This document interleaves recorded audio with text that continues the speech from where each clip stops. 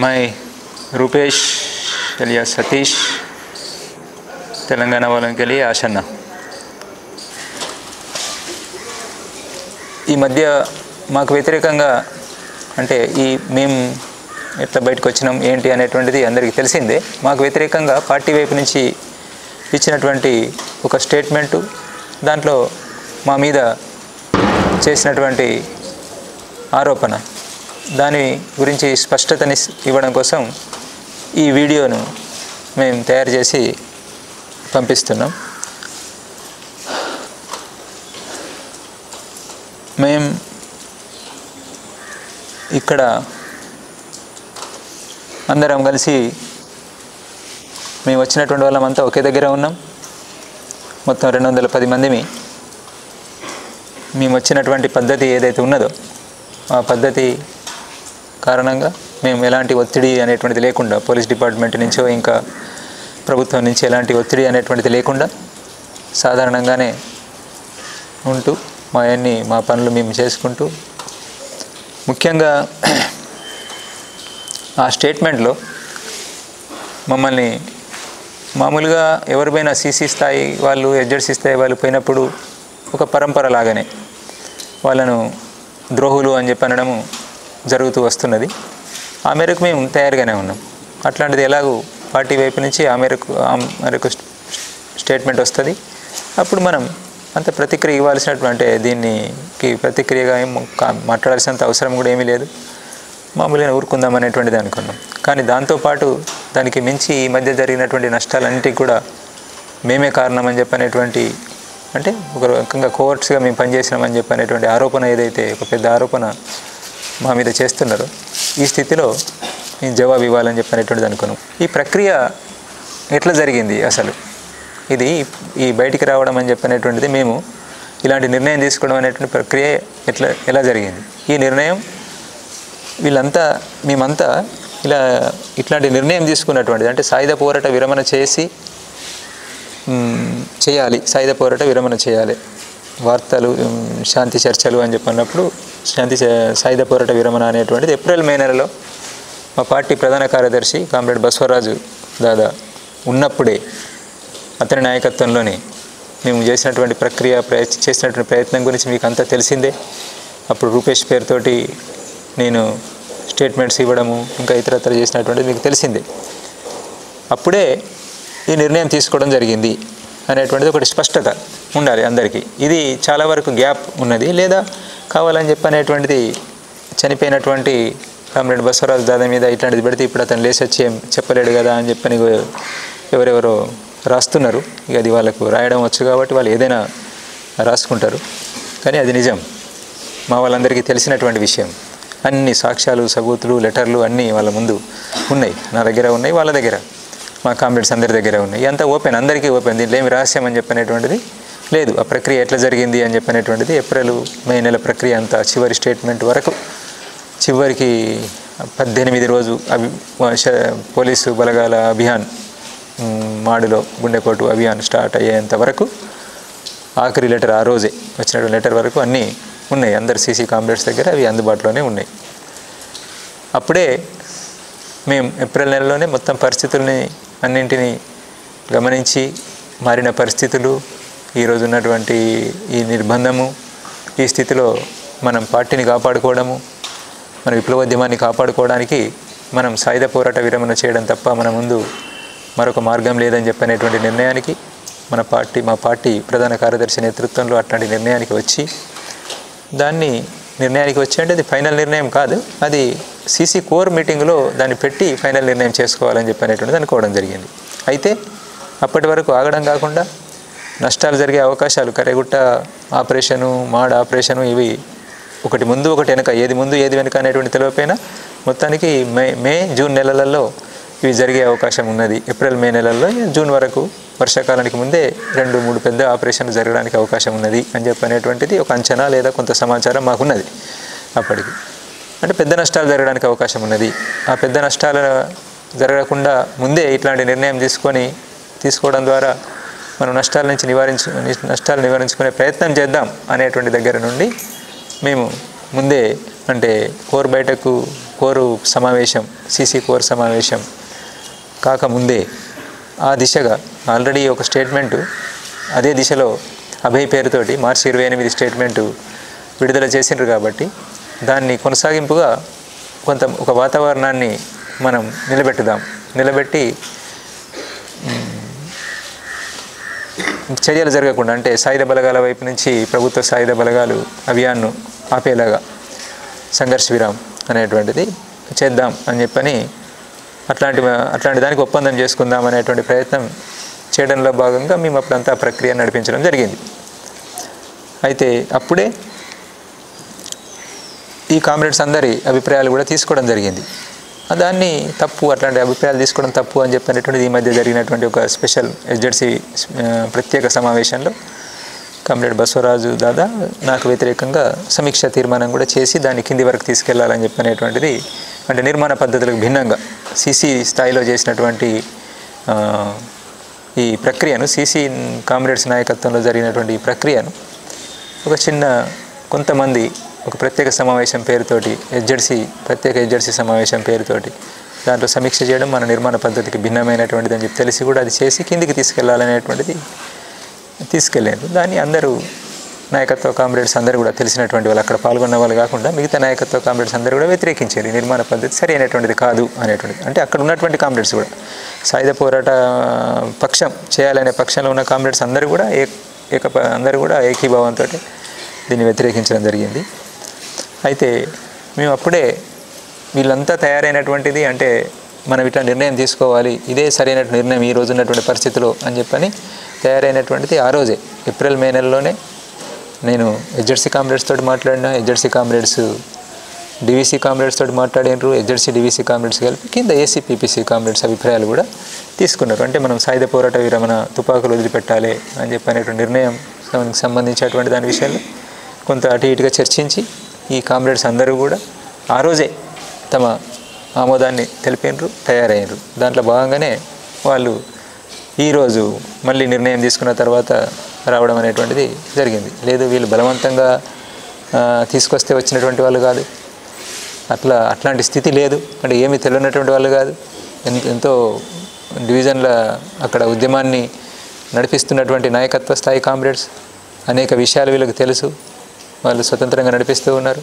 ఒక సతీష్ చెప్తేనో లేదంటే ఒక సోను చెప్తేనో విని భ్రమలకు గురై తప్పుడు నిర్ణయం తీసుకొని వచ్చేటువంటి స్థితి ఈ కామ్రేడ్స్లో లేదు. అర్థం చేసుకొని ఈరోజు ఉన్నటువంటి స్థితిలో ఇట్లాంటి నిర్ణయం తీసుకోవడమే సబబు సరి అయినటువంటిదని చెప్పని అర్థం చేసుకొని కామ్రేడ్స్ ఇట్లా రావడం అని చెప్పనేటువంటిది జరిగింది. ఈ ప్రక్రియకు సంబంధించినటువంటిది ఇది అందరూ సీసీ కామ్రేడ్స్కి తెలిసినటువంటిది, ఇదేం జరిగింది అని చెప్పనేటువంటిది. కొంత దీన్ని తప్పుగా చేస్తున్నారు, కొంతమంది గ్యాప్ ఉంది. ముఖ్యంగా దక్షిణ వైపు ఉన్నటువంటి కామ్రేడ్స్కి ఈ విషయంలో గ్యాప్ ఉంది. ఏది ఈ నిర్ణయానికి సంబంధించి కామ్రేడ్ బిఆర్ దాదా తీసుకున్నటువంటి నిర్ణయం గురించి ఓకే చెప్పడం జరిగింది. కానీ ఈ నిర్ణయాన్ని తను చివరికి వచ్చేటప్పటికి మే 10వ తారీఖు వచ్చేటప్పటికి తను తీసుకున్నటువంటి నిర్ణయాన్ని తప్పు అని చెప్పని గుర్తించి వెనక్కి తీసుకున్నాడు అనేటువంటిది ఏదైతే చెప్తున్నారో అది సరి అయినటువంటిది కాదు. అది కావాలని చెప్పని అట్లా ఒక అబద్ధం చెప్తున్నారు. తను చెప్పినటువంటిది ముందు ఈ ప్రక్రియలోకి దిగడానికి ముందు దక్షిణ వైపు కూడా సాయుధ చర్యలను మనం నిలిపివేయాలని చెప్పనేటువంటిది నిర్ణయం చేసారు. ఉత్తర పశ్చిమ సబ్ జోన్లో కూడా అది నిర్ణయం చేసి మేమేమో ప్రకటించాం, ఓపెన్గా ప్రకటించినాం, ఇంటర్వ్యూ ద్వారా రకరకాల రూపాల్లో మేము చెప్పినాం ఒక వాతావరణం ఏర్పడదని. అక్కడనేమో చెప్పకుండానే అమలు చేసిండ్రు అక్కడ. అంటే మొత్తంగా డీకే వ్యాప్తంగా కూడా ఇది అమలు జరిగింది.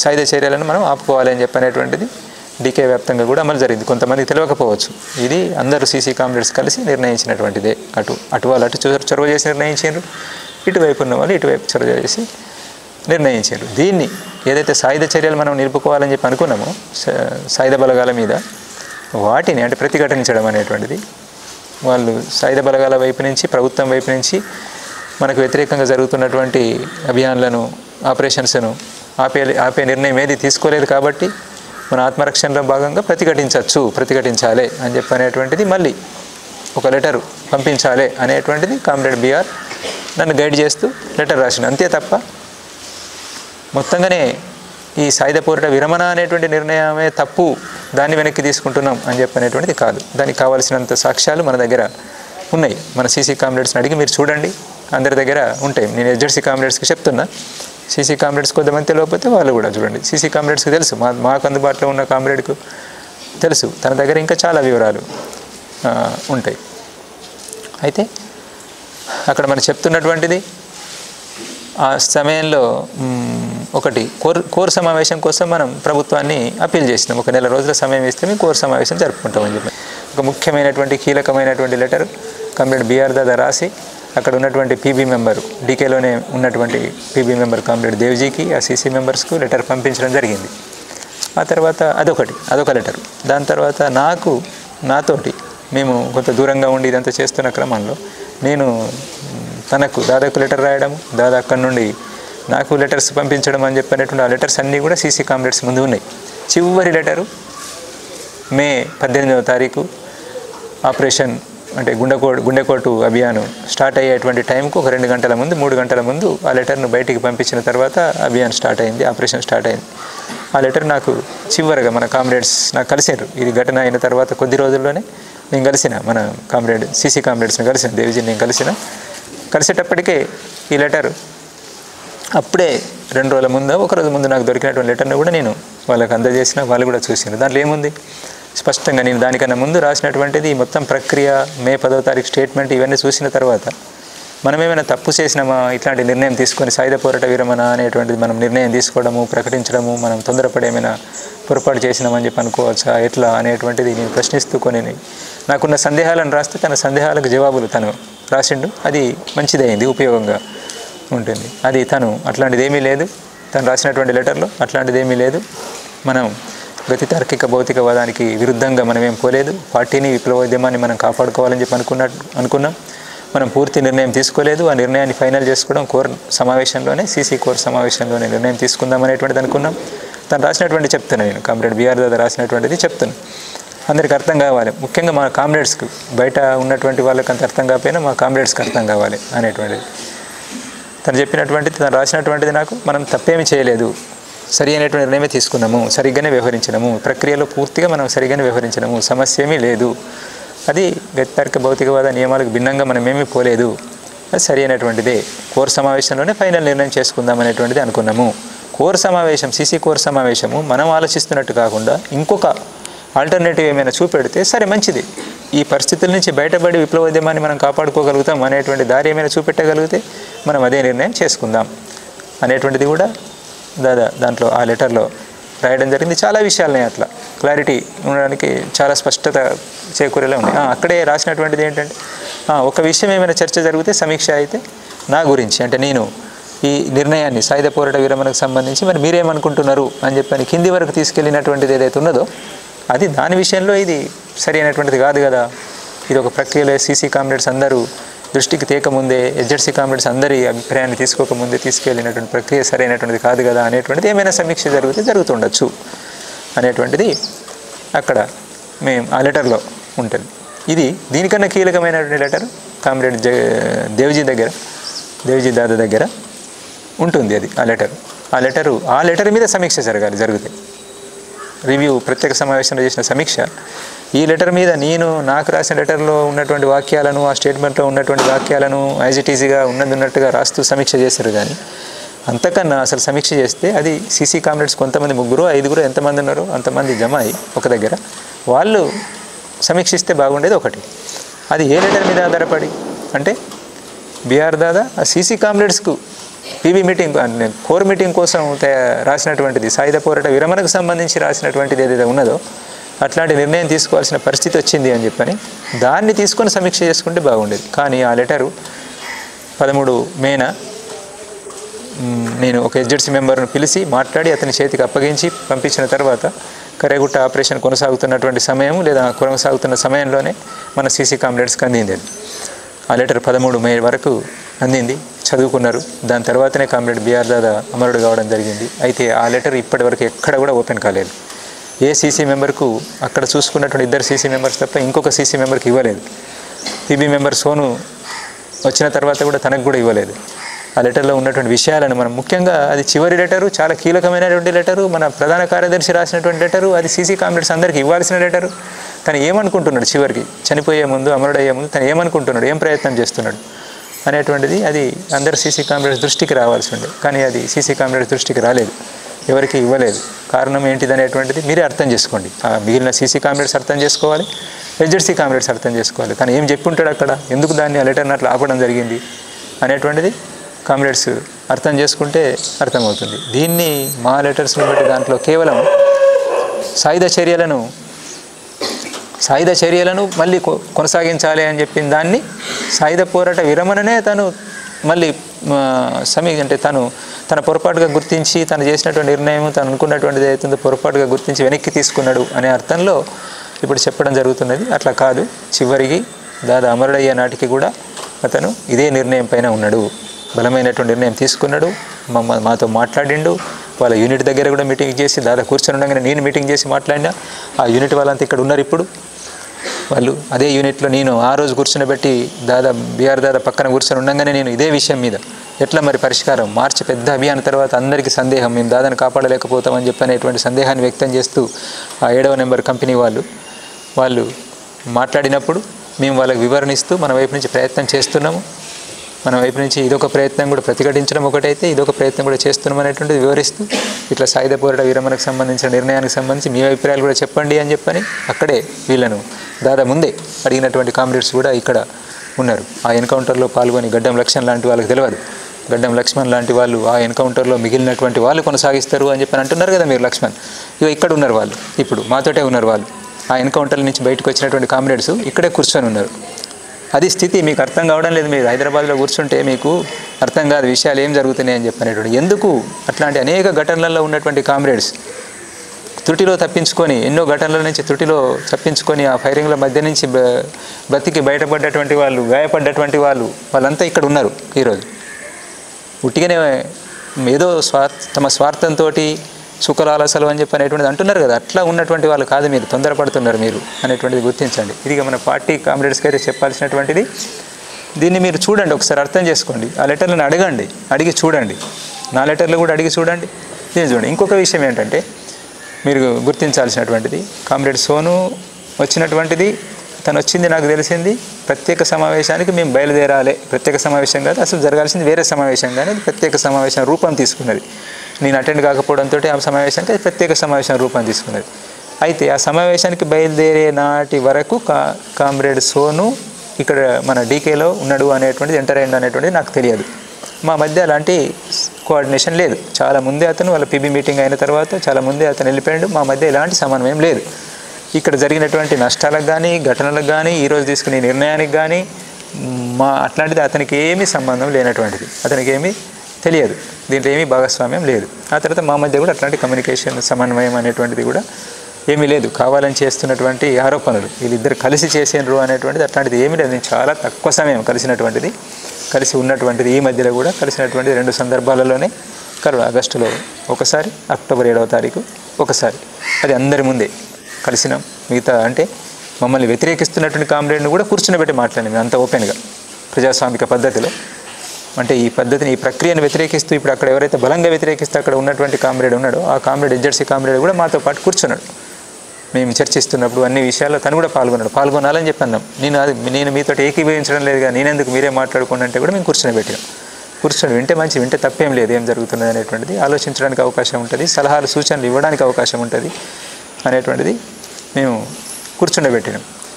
అందుకే ఈ ప్రక్రియకు సంబంధించినటువంటి దాన్ని ఒకసారి మళ్ళీ మీరు ఆలోచించండి. అంటే నేను ఇక్కడ చెప్పదలుచుకున్నది ఏంటంటే, కామ్రేడ్ సోను వచ్చిన తర్వాత మేము మీటింగ్కు బయలుదేరడానికి ముందు మాకు మెటీరియల్ అందింది. ఇప్పుడు బయటకు వచ్చిన మెటీరియల్ ఏదైతే ఉన్నదో అది అందింది. నాకు డైరెక్ట్గా అందకపోయినా కానీ నాకు ఇంకో సీసీ కామ్రేడ్కి అందింది. ఆ సీసీ కామ్రేడ్ సీసీ కొరకు సోను రాసినటువంటి లెటర్ను, ఆ మెటీరియల్ అంతా తను పంపించిండు. నాకు అర్థమైన మేరకు నేను కూడా రాసి మొత్తం హెచ్జెడ్సీ మీటింగ్ దగ్గరికి పంపించిన.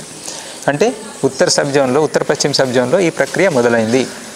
ఇది కింద చదువుతున్నారు లెటర్సు. కాబట్టి నేనేం రాసిన, మీ వైపు నుండి అంటే దీన్ని వ్యతిరేకిస్తున్నటువంటి పక్షం వైపు నుండి ఏమైనా మీరు రాయాల్సింది ఉంటే రాసి పంపించండి, ఏం చేద్దామని చెప్పినటువంటి కూడా చెప్పండి దీని గురించే నేను మీటింగ్ గురించి కాదు కానీ, నాకు మీటింగ్ ఇంపార్టెంట్ కాదు కానీ, ఈ విషయం గురించే మాట్లాడడం కోసం నేను బయలుదేరి వచ్చి మీరు కలవకపోవడంతో నేను తిరిగి వెళ్ళిపోతున్నా, నాకున్నటువంటి సమన్వయం పనుల రీత్యా అనేటువంటిది నేను మూడు లెటర్లు డ్రాఫ్ట్ చేసి, రాత్రి అంతా కూర్చొని 3 లెటర్లు డ్రాఫ్ట్ చేసి కామ్రేడ్ దన్నుతోటి పంపించిన.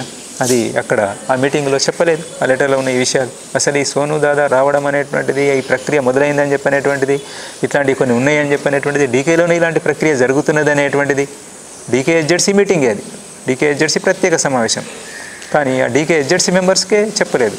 ఇదే విషయాన్ని తీసుకొని సమీక్ష కూడా చేయడం జరిగింది. కానీ అది అక్కడికి అయిపోయిన దాన్ని సమీక్ష చేయడం జరిగింది. మరి ఇప్పుడు మొదలైనటువంటి దాని గురించి అక్కడ రిపోర్ట్ ఇవ్వలేదు. తెలుసు, ఆ రోజుకే స్పష్టంగా తెలుసు. నేను రాయడం జరిగింది, ఇంకొక సీసీ కామ్రేడ్ రాయడం జరిగింది, మొత్తం మెటీరియల్ అందించడం జరిగింది. అయినప్పటికీ అక్కడ చెప్పలేదు, దాని మీద ఏమీ అభిప్రాయం తీసుకోలేదు. కామ్రేడ్ దన్నుని అడిగితే చెప్తాడు. ఈయన కూడా అక్కడ మీటింగ్లో పాల్గొని వచ్చిండు. కావాలని చెప్పని దాన్ని ఆపడం జరిగింది.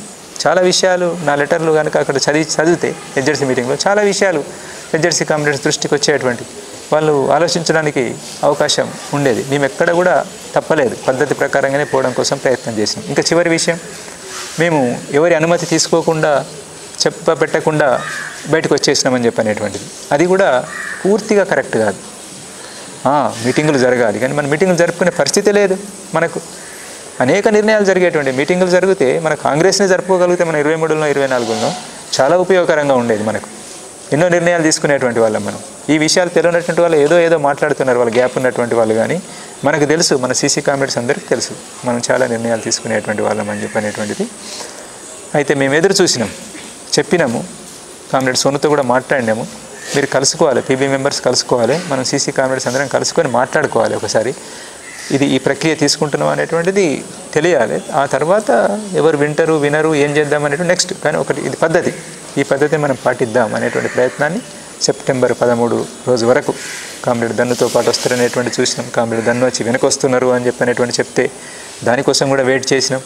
ఆ తర్వాత ఇక రారు అనేటువంటిది అర్థమైన తర్వాత అప్పుడు లేట్ అయ్యి దాన్ని చూసి అప్పటికే జరిగిపోతున్న నష్టాలు, ఈ అభిప్రాయంతో ఏకీభవిస్తూ ఉన్నటువంటి కామ్రేడ్ రాహుల్ వాళ్ళు, ఆ తర్వాత కామ్రేడ్ మన విజయ్ లోకేష్లు అమరులు కావడం అని చెప్పనేటువంటిది, ఇంకా కొనసాగుతున్నటువంటి వరుస నష్టాల దృష్టిలో పెట్టుకొని ఇంకా మనం లేట్ చేయడం ఏ రకంగా కూడా సరి అయినటువంటిది కాదు అని చెప్పని ఈ స్టేట్మెంట్ను మనం విడుదల చేయాలి అనేటువంటిది అనుకొని దేనికైనా సిద్ధపడదాం, నష్టాలకు సిద్ధపడదాం. ఆ మేరకు బదనాం అవుతాం అనేటువంటి తెలుసు. దాని గురించి మీరు ఎన్నైనా మాట్లాడచ్చు. ఇప్పుడు మేము స్వీకరించడం కోసం సిద్ధమే, ఒక అనివార్యత. అది ముందు నుంచి చెప్పుకుంటూ వస్తున్న స్థితిని అర్థం చేసుకోవాలి. ఇది ఒక అనివార్యత అనేటువంటిది. దానికి కారణాలు ఇక అనేకం ఉన్నాయి. కారణాల గురించి మళ్ళీ ఇప్పుడు చెప్పదలుచుకోలేదు. ఇది ప్రక్రియ, స్థితి, పద్ధతులను ఉల్లంఘించి చేసినటువంటిది లేదు. సాధ్యమైనంత మేరకు మేము మ్యాక్సిమం ఒక పద్ధతి ప్రకారంగా పోవడం కోసం ప్రయత్నం చేసి ఉన్నంతలో ఈ రోజున్న పరిస్థితుల్లో ఏవైతే మనం అమలు చేయగలుగుతామో దానికి అనుగుణంగా పోవడం కోసం ప్రయత్నం చేసినాం. ఇది నేను పార్టీ కామ్రేడ్స్కు చెప్తున్నటువంటిది. మీరు దీన్ని గమనించాలి అని చెప్పని, దృష్టిలో పెట్టుకోవాలి, పరిశీలించండి. గద్దారులు అని చెప్పనేటువంటి, ద్రోహులు అని చెప్పనేటువంటి వరకు సరే అంటారు. ఇక విప్లవానికి ఇట్లా రావడం ద్వారా కలిగేటువంటి నష్టము అనేటువంటిది వేరు అభిప్రాయాలు ఉంటాయి. మేము ఒకటి ఆలోచిస్తున్నాం, వాళ్ళు ఒకటి ఆలోచిస్తున్నారు, ఓకే అనొచ్చు. కానీ దానికి మించి కోవట్టులు అని చెప్పనేటువంటి ఆరోపణ ఏదైతే చేస్తున్నారో అది సరైనటువంటిది కాదు. మా ఆచరణ ఏంటి ఇంతకాలంలో, మరి దేన్ని ఆశించి ఇట్లా తయారైనాం మేము? మరి ఇంత ఆచరణ అంతా వదిలిపెట్టి ఏ స్వార్థం మాకు ఈరోజు చివరి సమయంలో వచ్చింది ఇక్కడికి? అంత స్వార్థం అనేటువంటిది గమనించండి. కామ్రేడ్స్ లోపల ఉన్నటువంటి కామ్రేడ్స్ మా ఆచరణ గురించి చాలా దగ్గరగా చూసినటువంటి కామ్రేడ్స్ ఏంటిది, ఎట్లున్నాం, మీతో పాటు కలిసి ఉన్నప్పుడు ఏం చేసినాం, మేము ఎట్లున్నాము, మా వ్యవహారం ఆచరణ అంతా ఏంటిదని తెలుసు. కాబట్టి మీరే నిర్ణయించుకోండి, వెనక్కి తీసుకోవాలని చెప్పినటువంటిది నా అప్పీలు. అంటే మీరు డైరెక్ట్గా శబ్దాన్ని ఉపయోగించలేదా, శబ్దాన్ని డైరెక్ట్ ఉపయోగించకపోయినా అది ఆ ధ్వని వ్యక్తమవుతున్నది. దానికి అనుగుణంగా బయట వాళ్ళు కావాలని చెప్పని ఇక ఒక సిస్టమ్గానే ఒకటి తయారైంది. మన పార్టీకి ఒక సిస్టంగానే బయట మనం ఏదంటే అది తానా అంటే తందానా అనేలాగా తయారైనటువంటి వాళ్ళు ఎవరైతే ఉన్నారో వాళ్ళు మాట్లాడుతున్నారు కదా, వాళ్ళు వెనక్కి తగ్గాలంటే మీరు మాట్లాడాల్సి ఉంటుంది. దాన్ని వెనక్కి తీసుకుంటే బాగుంటుందని చెప్పినటువంటిది నేను అప్పీల్ చేస్తున్నాను. ఇదొకటి. దాని తర్వాత ఈ ప్రజాస్వామికవాదుల పేరు మీద, మానవ హక్కుల సంఘం పేరు మీద ఉన్నటువంటి వాళ్ళు మీరు ఎందుకు తొందరపడుతున్నారు, ఎందుకు తొందరపడి ఇట్లాంటి ఆరోపణలు చేస్తున్నారు? మీరు పౌర హక్కుల సంఘాల వాళ్ళు కదా, పౌర హక్కుల సంఘాల వాళ్ళు ఏ నిర్ధారణ లేకుండా మాట్లాడడం సరైనటువంటిదేనా? మేము అందుబాటులో ఉన్నాం కదా, మమ్మల్ని కలవండి, మీరు ఫస్ట్ వీళ్ళందరినీ కలవండి, కలిసి నిర్ధారణ చేసుకోండి, అక్కడ ప్రజల్ని కలవండి, మేము ఉన్నటువంటి ప్రాంతంలో ఉన్నటువంటి ప్రజలను కలవండి, మేము ఎట్లా బ్రతికినాం అనేటువంటిది కదా మీ ప్రశ్న. అందరు చనిపోతారు, మరి ఈయన ఎట్లా బ్రతికిండని కదా మీ ప్రశ్న. అడగండి, అడిగితే చెప్తారు ఈయన ఎట్లా బ్రతికిండని చెప్పనేటువంటిది, ఎవరు బ్రతికించుకున్నారు అనేటువంటిది, ఏ ప్రమాదాలకి వెళ్ళి బయటపడ్డాడు అనేటువంటిది వాళ్ళే చెప్తారు మీకు. అందరు కూడా, ఈ అందరు కామ్రేడ్స్ గురించి కూడా చెప్తారు. మీరు ఒక ప్రక్రియను తీసుకోండి, మీరు తొందరపడి మాట్లాడకండి. గడ్డం లక్ష్మణ్ గారు, మీరు తొందరపడి మాట్లాడకండి.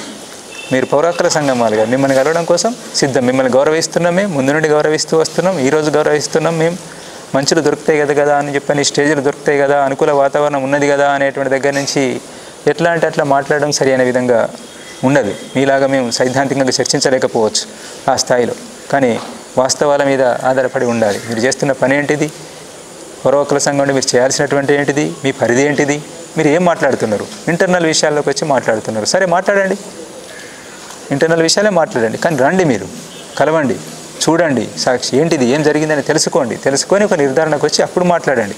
రెండు పక్షాలు, వేరు పక్షాల వాళ్ళు కలిసి రండి, ఒక టీమ్గా రండి.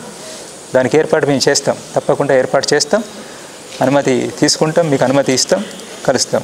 ఇది దృష్టిలో పెట్టుకోండి. ఆ ఆరోపణ కోవర్ట్స్ అని చెప్పిన ఆరోపణకు సంబంధించినటువంటిది ఇంకొంత విషయాలు తెలుసుకుంటే బాగుంటుంది అనేటువంటిది నేను చెప్పేటువంటిది.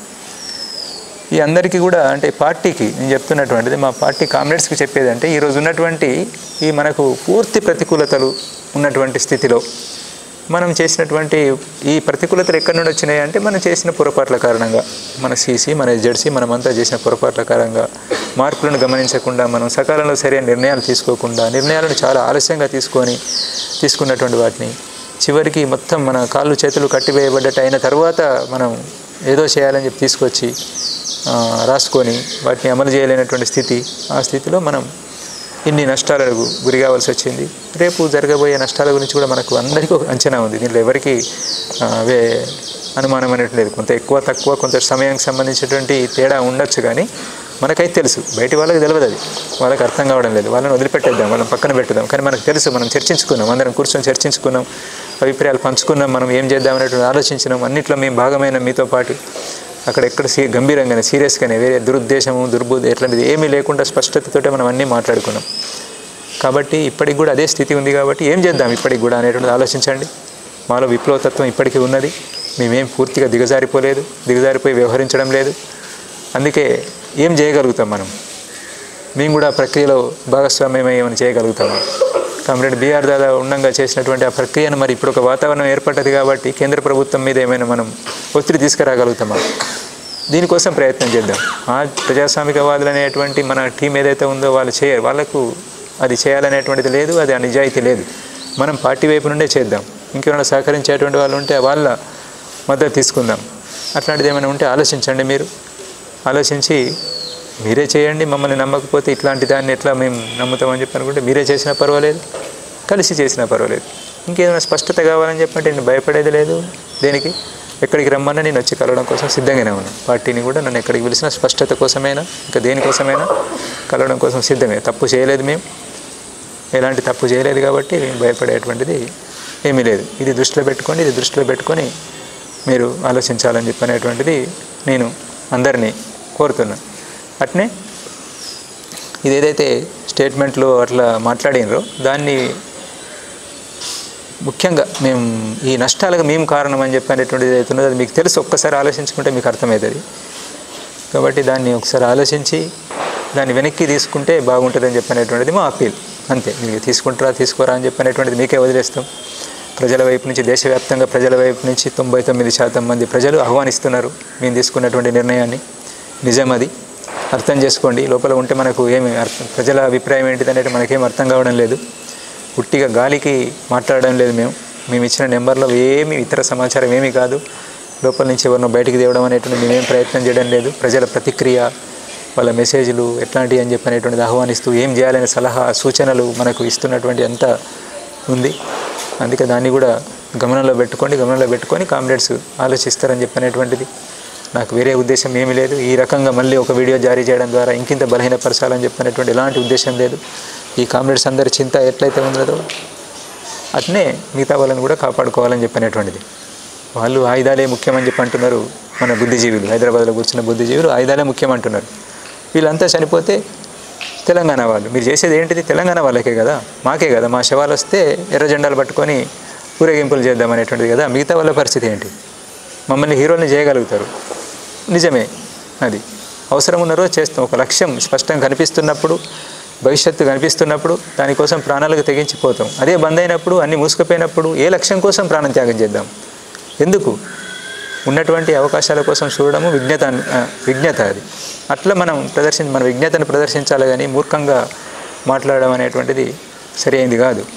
మనకు తెలుసు కదా అనేటువంటి దగ్గర నుంచి, ఏది మాట్లాడినా కానీ నడుస్తుంది కదా అనేటువంటి దగ్గర నుంచి, ఒక అనుకూల వాతావరణం ఉంది అనే దగ్గర నుంచి మాట్లాడుతున్నారు మీరు. కానీ వీళ్ళందరినీ చనిపోకూడదు అనుకున్నాం కాబట్టి, ముందు భవిష్యత్తు దారి కనబడడం లేదు కాబట్టి, ఇదే సరి అనేటువంటిది మేమంతా చర్చించి వచ్చిన మిగతా కామ్రేడ్స్ చాలామందిలో అట్లాంటి ఆలోచనలు ఉన్నాయి. మీ చుట్టూ ఉన్నటువంటి కామ్రేడ్స్లో కూడా చాలామందిలో అవే ఆలోచనలు ఉన్నాయి. మీరు ఓపెన్గా చర్చ పెట్టండి, మేము పెట్టినట్టుగానే ఏం జరుగుతుందో చూడండి. ఇక్కడ మేము ఏదైతే తీసుకున్నామో ప్రక్రియ, అదే ప్రక్రియను మీరు ఒకసారి తీసుకొని చూడండి. అక్కడ కూడా ఎట్లాంటి అభిప్రాయం వస్తుందో చూడండి, రెస్పాన్స్ ఎట్లా వస్తుందో చూడండి. ఇక్కడ పార్టీకి చెప్తున్నటువంటిది. బయటి వాళ్ళైతేనో గ్యాప్ మీకు, బయటి వాళ్ళకు మీకు, మీరు తొందరపడి అనవసరంగా తెలియక ఎంటర్ అవుతున్నారు.